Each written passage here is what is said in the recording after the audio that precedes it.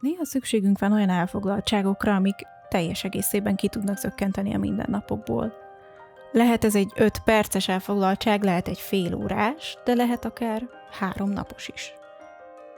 A lényege, hogy olyas valamit találjunk, amit teljesen más dolgokat indít el bennünk.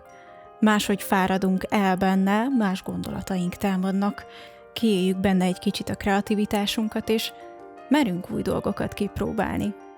Nem árulok zsákba macskát, a 3 nap végén nem lesz tökéletes, amit létrehoztunk.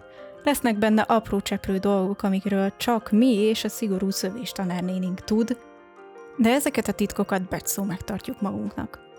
Márciusban nekem is szükségem volt egy pár ilyen napra. A mintamókusnak meg egy új felvetésre, szóval Ági nem volt rest, és megkeresett, hogy mi lenne, hogyha esetleg létrehoznánk valamit együtt.